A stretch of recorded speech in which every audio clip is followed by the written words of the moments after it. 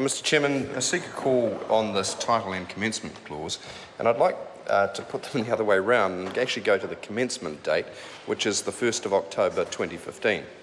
So we are not only passing bad law, by I think the House's general admission. This is not well conceived, it is not effective, it will raise only $5 million, and according to the tax profession, it is likely to have the perverse effect not of catching genuine property speculators who can easily avoid the bill's imposition by holding property for 2 years and 1 day or redefining it, but actually hits families who are in the position where they have to sell for either financial or relationship reasons.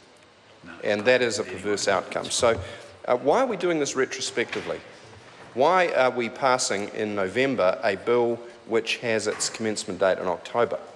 And I think the answer for that is it's a budget special. It goes, I think, to Mr Cosgrove's point that the polling must have come in just prior to the budget, and the realisation dawned on ministers as they sat feverishly around the cabinet table that they were in trouble because they needed to be seen to be doing something about the Auckland property market. What can we do that's simple, quick, and won't actually penalise the constituencies that they were there to represent, which are the owners and holders of big capital? And so they came up with this little beauty, which looked at, and I remember thinking on budget day, gosh, a bright line test. Well, that'll clarify the former subjective intent test, and I thought, well, that might be a good thing, to be fair to them.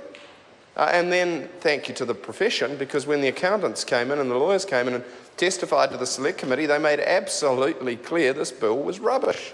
Absolute rubbish.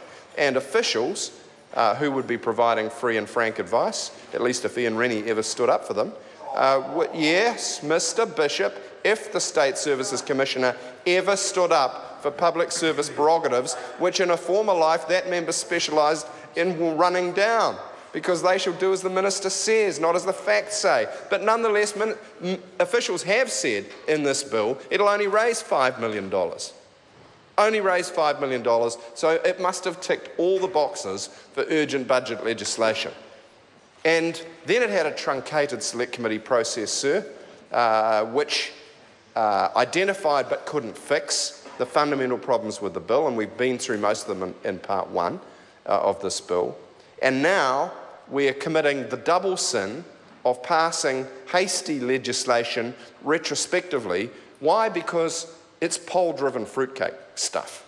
That's what it is. It's the veil of progress when there is no progress. It is the impression of genuine tax legislation when it's not. And that's why we're doing it retrospectively with a truncated Select Committee process, because it was a rabbit pulled out of a hat to make the budget look better than it was. And that's what the public can all see. It's what the profession can see. And I think it actually proves the point to members opposite and to the government that in the end it's good law based on good advice that will make a difference. Mr Speaker, so what should we call this bill? What should its title be? The Band-Aid tax bill? The Crosby-Textor tax bill? With due respect to our revenue spokesperson, the Clayton's tax bill?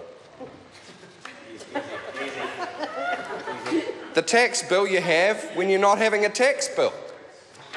The bright line test you have when you actually don't want to catch anybody out that might otherwise be a friend, a donor, a supporter?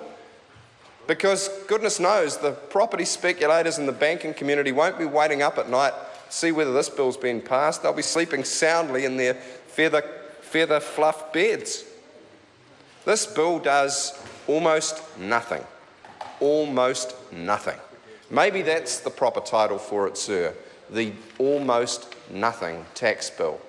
Or maybe, sir, it's the waste of paper and time tax bill, because that seems to have been its main impact on the House, sir. Sir, you would have thought that after 7 years in office and all the resources of the Treasury, the IRD with their $1.5 billion computer fiasco, that the current government could have thought of something just a bit more substantive when it was seeking to address, apparently, one of the most critical economic challenges of our age, which is the twin disasters of Kiwi families being locked out of the dream of home ownership and the misallocation of capital towards speculation, not investment in productive business. Phil Twyford. Mr Chairman.